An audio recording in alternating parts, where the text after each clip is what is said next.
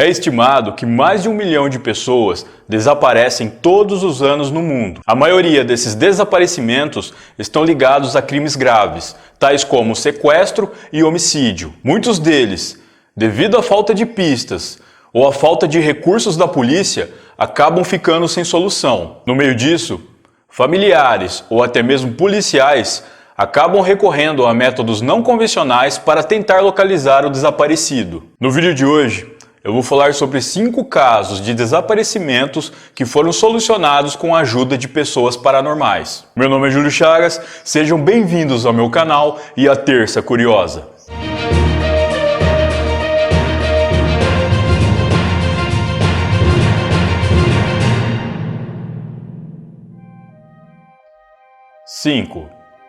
O desaparecimento de Paula Brown. Paula Brown desapareceu em Sydney, capital da Austrália, em 1996. Ela foi vista pela última vez em uma festa com suas amigas em uma rua movimentada chamada Oxford. O noivo de Paula, desesperado, pediu ajuda a um paranormal chamado Philip Duran para ajudar a encontrá-la. Philip usou um mapa, um pêndulo e um fio de cabelo de Paula para tentar localizá-la. Após o pêndulo indicar uma área no mapa, o paranormal comunicou à polícia onde Paula poderia estar. Eventualmente, o corpo de Paula foi descoberto por um motorista de caminhão a pouco mais de 1 quilômetro de distância do local que o paranormal havia indicado. Em nota, a polícia informou que, embora o corpo tenha sido encontrado por acaso, as informações passadas pelo paranormal Philip Duran eram estranhamente precisas. 4. O desaparecimento de Nell Cropsey. Em 21 de novembro de 1901, uma moça de 19 anos chamada Nell Cropsey desapareceu na cidade de Elizabeth City, que fica localizada no estado da Carolina do Norte, nos Estados Unidos.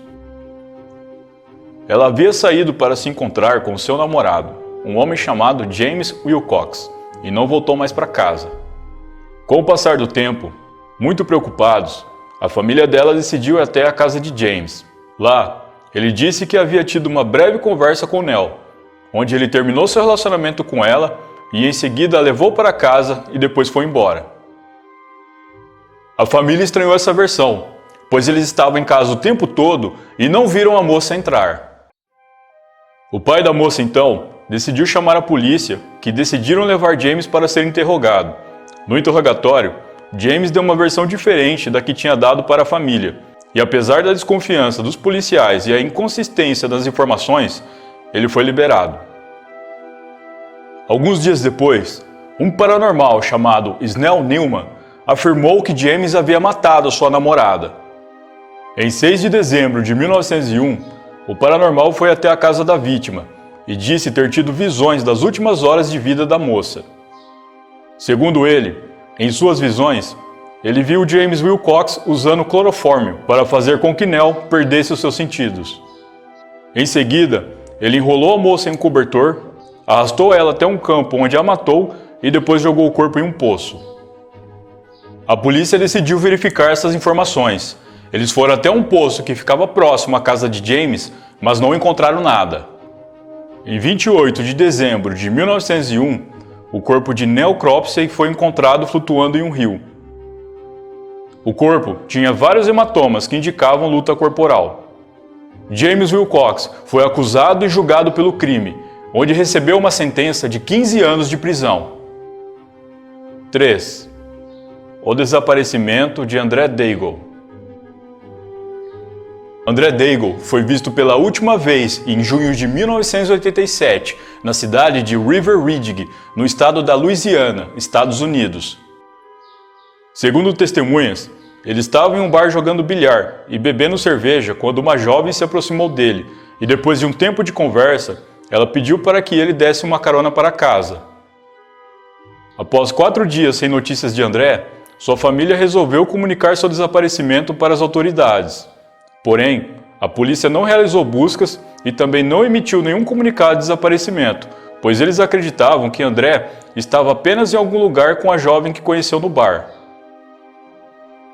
A família, obviamente, não acreditava que André estivesse com essa garota.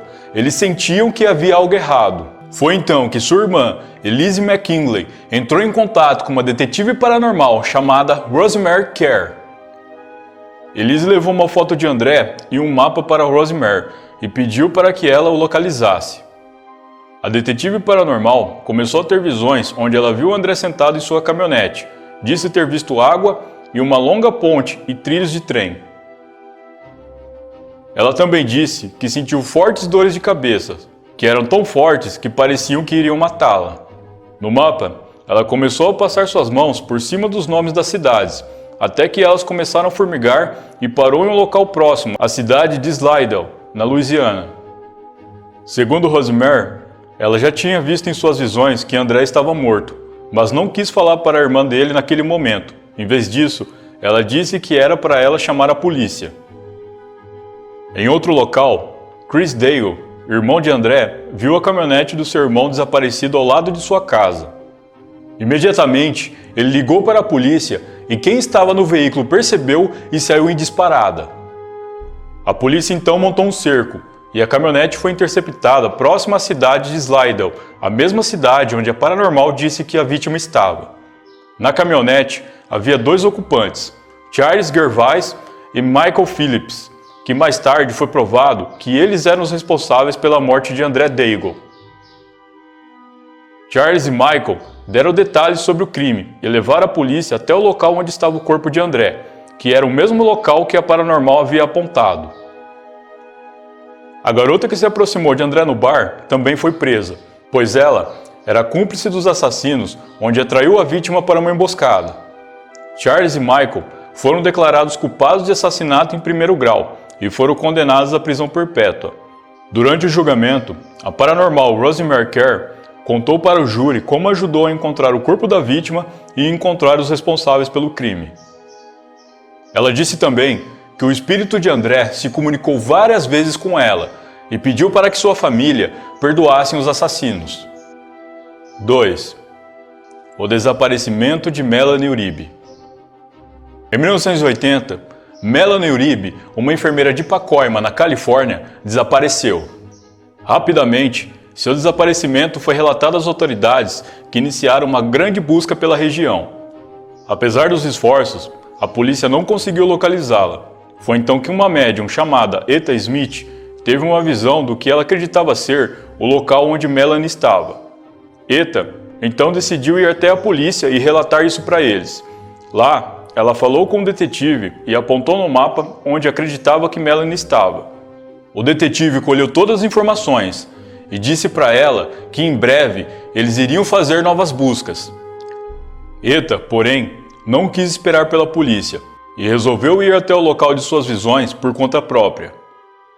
Após uma busca pelo local, ela encontrou o corpo de Melanie Uribe.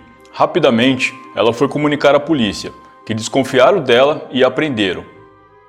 Eta ficou 3 dias na prisão e só foi libertada quando a polícia conseguiu localizar e prender os verdadeiros responsáveis pelo crime.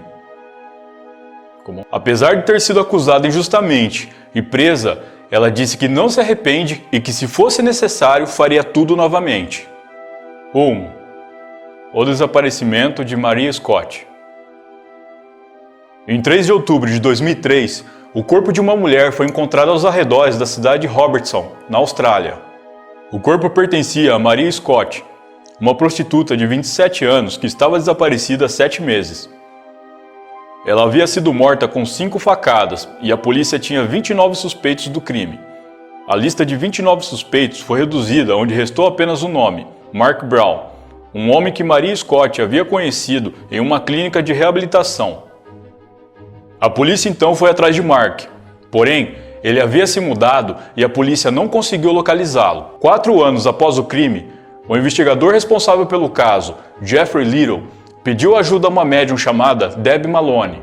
De acordo com o relato psíquico de Deb, ela disse que Maria Scott foi morta em uma cabana que pertencia a um centro de reabilitação para dependentes químicos. A polícia foi até essa cabana junto com a médium. Lá, ela ainda sentiu a presença da faca usada no crime e, posteriormente, a polícia localizou essa faca no cano de escoamento da pia. Ainda de acordo com Debbie Maloney, ela disse que ao entrar na cabana, sentiu a presença do assassino que passou por ela atravessando seu corpo e que isso só seria possível se ele fosse um fantasma. Mais tarde, a polícia descobriu que o suspeito do crime, Mark Brown, cometeu suicídio pouco tempo depois de ter se mudado de estado. E chegamos ao final de mais uma Terça Curiosa. Pessoal, se algum desses casos que eu apresentei aqui no vídeo vocês acharam interessante, comenta aqui embaixo para mim que eu posso fazer um vídeo mais detalhado sobre ele aqui para vocês. Menos o da Melanie Uribe, que eu já fiz e vou deixar no card aqui para vocês. Bom, eu vou ficando por aqui. Um grande abraço e até a próxima.